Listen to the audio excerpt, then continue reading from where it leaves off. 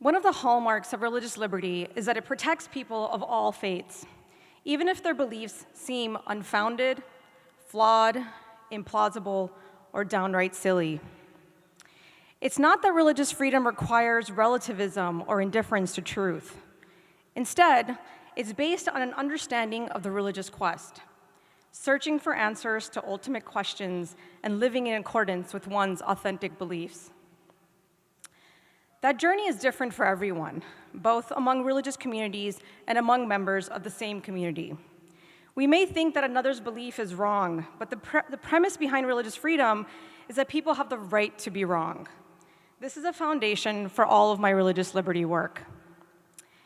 This idea of live and let live was easy enough for some time, yet that is quickly changing.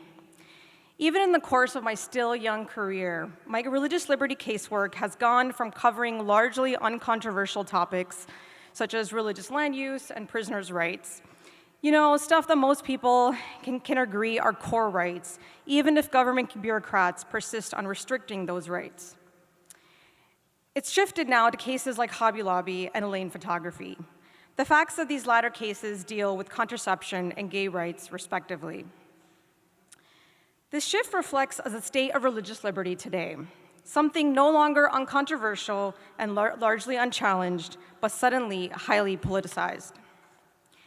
As Professor Doug Laycock has summarized in his law review article, Religious Liberty and the Culture Wars, a big reason for this politicization, at least in America, is that Americans have deep disagreements with each other on questions of sexual morality. On abortion, contraception, gay rights, and same-sex marriage, conservative religious leaders condemn as grave evils what many other Americans view as fundamental human rights. Hidden in the various battles to permit abortion and recognize same-sex marriage are religious liberty issues. For example, whether religious believers can be coerced into facilitating abortions or same-sex marriages. Another area where religious liberty has become highly politicized is that of American Muslims and their right to religious liberty protections. In question for some is whether Muslims have rights under the First Amendment, the Religious Freedom Restoration Act, and the Religious Land Use and Institutionalized Persons Act. Increasingly, we hear arguments made both in the courts of law and the courts of public opinion that Islam is not a religion, that it is instead a dangerous political ideology hell-bent on taking over the United States and subverting fundamental human rights. Islam is an almost otherworldly bogeyman, a larger-than-life, all-consuming swamp creature. And in the process of stopping it, its opponents run roughshod over the human rights of everyday human beings who happen to be Muslim. Consider, for example, the controversy related to the Islamic Center of Murfreesboro, Tennessee. Having been around for more than a decade, it was time for the Muslim community in Murfreesboro to build various community resource facilities. After the county approved the expansion plans, controversy and protest erupted. Some protests drew hundreds of people, and the protesters vandalized the site and even lit the construction materials on fire. Tennessee's lieutenant governor actually endorsed the opposition and went so far as to state, quote, "You could even argue whether being a Muslim is actually a religion, or is it a nationality, way of life, a cult, whatever you want to call it," end quote. The same argument was made in court, prompting the US Department of Justice to get involved.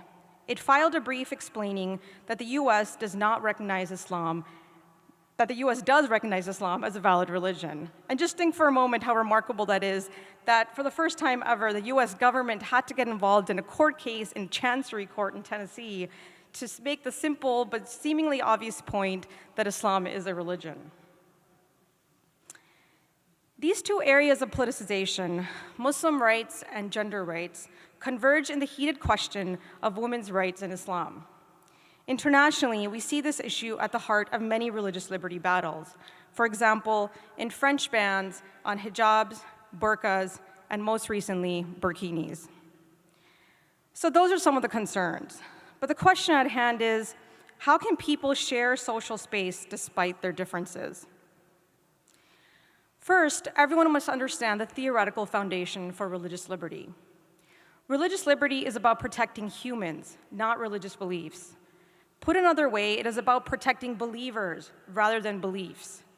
It is only indirectly that religions or beliefs come into the focus of human rights. They become legally relevant only through the demands for recognition brought forward by human beings. These human beings have deep emotional attachment to their beliefs, as well as a profound sense of loyalty.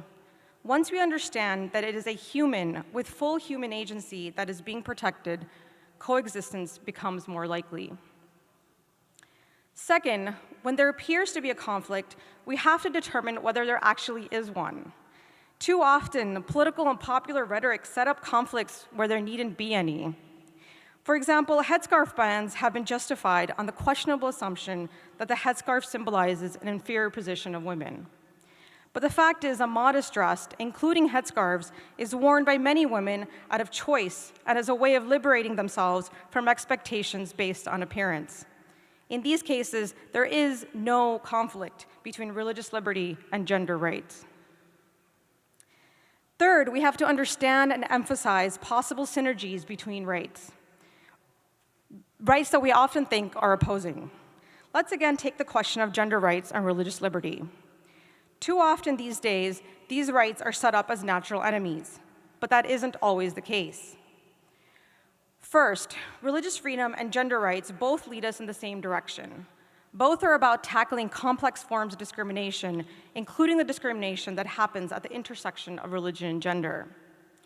Second, religious liberty contributes to the awareness of inter- and intra-religious diversity, including the broad variety of positions concerning gender issues. You need religious liberty in order to have those debates both within and outside your faith community. And third, in conjunction with other rights, religious liberty empowers people, including women or LGBT people, to develop gender-sensitive interpretations of religious sources and traditions and share them publicly. It broadens the space for different interpretations, including new readings of holy texts. If there is no religious liberty, believers would be coerced to stick with traditional or conservative interpretations. Indeed, to circle back to my starting point about the right to be wrong, religious liberty is a right of all believers. It does not favor any specific interpretation. Realizing possible synergies and ferreting out false conflicts are two important steps to peaceful coexistence. In those limited cases where there is a real conflict and not merely a political illusion of one, remember that religious liberty as a legal right has the means to facilitate coexistence among tremendous diversity. Indeed, the existing legal standards are essential to coexistence. Both in US and international law, we have a jurisprudence that lays out broad rights with limited exceptions. The US standard of requiring that a law use the least restrictive means of serving a compelling government interest helps preserve proportionality and balance, allowing incursion on rights only when it is absolutely necessary. This sort of schema helps cut through cultural and political rhetoric and controversy. It asks the right questions, not just, is there a compelling government interest, but more specifically, is the interest compelling with respect to the plaintiff? And most importantly, is there a way for the government to achieve this interest without unduly restricting religious liberty? There's a similar balancing exercise built into international law. For example, Article 18 of the International Covenant on Civil and Political Rights states that freedom of religion or belief can be limited if such limitations are prescribed by law and necessary to protect public safety, order, health or morals, or the fundamental rights and freedoms of others. All of these conditions have to be met for a restriction to be permissible.